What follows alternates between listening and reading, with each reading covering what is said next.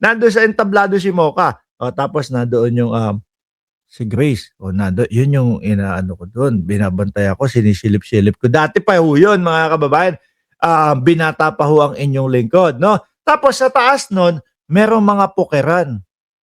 Baka yun, yung kay Chavit Singson, hindi ko alam, no? Pero instead na manatili na pokeran yon or sugalan, mga kababayan, mas maigi, eto mapakinabangan po talaga yung talagang serbisyo Pilipino, mga kababayan, mga boss chief, amo, sir. Ganyan ang Pangulo. Ganyan ang gobyerno ni Pangulong Bongbong Marcos, di ba? Sabi ni Chef Pukiran, iba yung iba yung naiisip ko dyan sa sinasabi mong Pukiran na yan. Sabi ni Ma'am Neng Gigi, yoko niyan si Mocha. Kung makita mo dati yan, no? Ngayon medyo tsyonda na eh. Ngayon medyo, di na pwede eh. Pero yung, wag na nga, ito, yung kay Chavit ang pag-usapan natin. Kaya pala, nag-umiyak si Chavit Singson, mayat mayaho, mga bossing, dahil ito, dehins pinalagpas ng gobyerno ni Pangulong Bongbong Marcos. Di ba? At bukod pa ho dyan, mga kababayan, ha, may ipapakita pa ako sa inyong isa na tinututukan, no? At talagang gusto ni Pangulong Bongbong Marcos o gusto ng administrasyon na ito ma-rehabilitate po, mga bossing, maayos. Biruin mo, 50 taon. 50 taon ho, mga kababayan, bago maisipan na i-rehabilitate po sa pamumuno sa gobyerno pa ni Pangulong Bongbong Marcos. Alin po dyan? Aba, talagang ang YouTube nagpapasikat sa atin ngayong araw. Biruin mo, 9 minutes pa lang, 332 na, oh. Mukhang tinanggal na talaga ang shadow ban natin, ha. Oh, eto pa ho ang isa, mga bossing. Kaya na yung asfalto to. Eto, mga kababayan, yung Maharlika, biruin mo, 50 years ho, bago mapansin. At dito mapapansin mo talagang ang gobyerno o ang mga Marcos lang talaga. Pwera yung isang Marcos, ha. Meron ako nakitang isang balita, yung isang Marcos, biruin mo, merong proyekto na hanggang ngayon hindi pa tapos. Sino tinutukoy ko doon? Senator Amy Marcos. Siguro kaya din galit na galit kay Pangulong Bongbong Marcos yun. Dahil nga po, hindi pinapalampas yung mga ghost project, hindi pinapalagpas yung mga flood control, etc. na nadadawit siya. Siguro iniisip niya, hindi yan pagtutuunan ng pansin ng aking kapatid na presidente kasi alam niya sasabit ako. Kaso hindi ganoon ang ating Pangulo. 'Di ba? Ang nakikita ko doon sa dalawang magkapatid, no? Talagang hindi na okay. Biruin mo si Amy Marcos gustong mapabagsak si Pangulong Bongbong Marcos sa pamamagitan ng puro paninira ho. Yung mga walang basehan at walang katotohanan, mga bossing, no? Yung tipong ang panlaban nila laway-laway lang.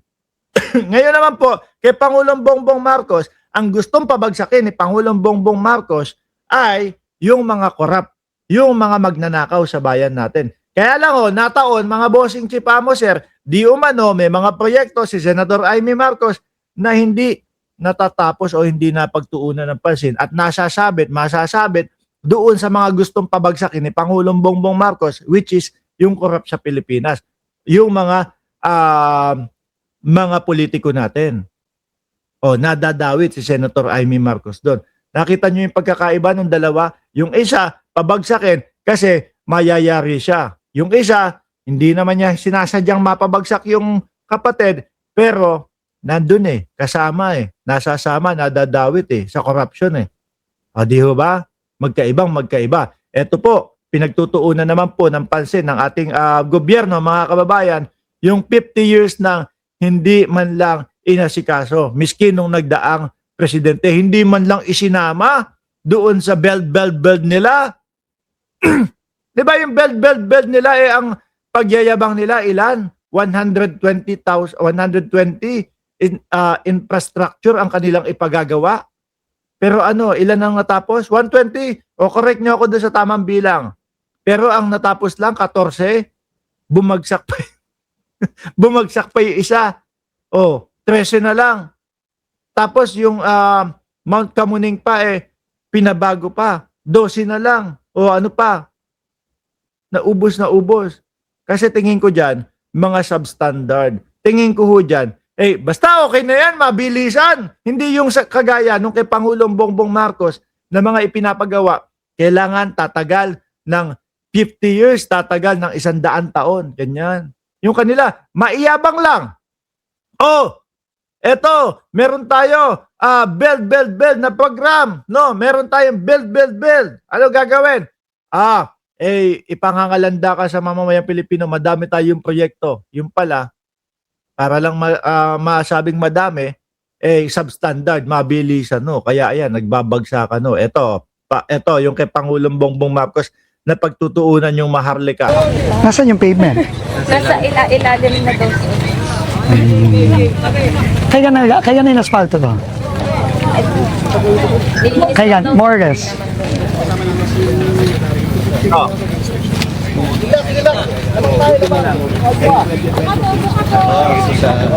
Oo, pero papapost ko muna lahat ng mga Bagal, lasog-lasog na. local na project kamukha nito. So,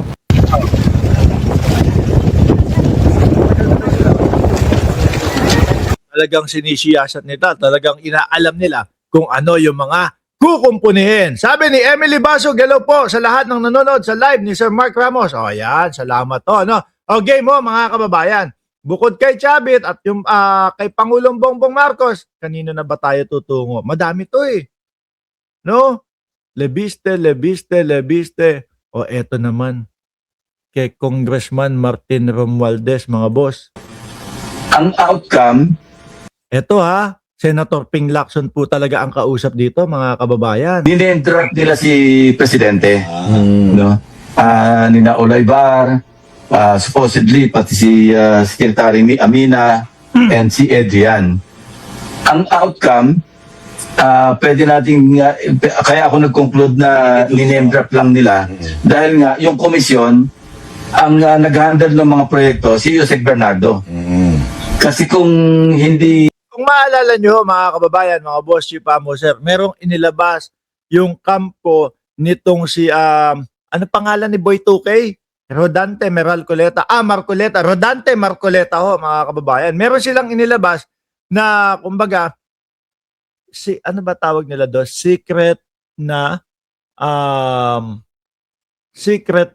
tatayo laban kay Martin Romualdez. At yun nga po ay sa katauhan, mga boss chief amo, sir, ni Orly Gutesa. Ang tanong, nasaan na si Orly Gutesa na dapat makakatulong para sa mga DDS at para kay Rodante Marcoleta, no, at kay Mike Defensor na maidiin si dating House Speaker Martin Romualdez. Nasaan na? Hanggang ngayon, wala.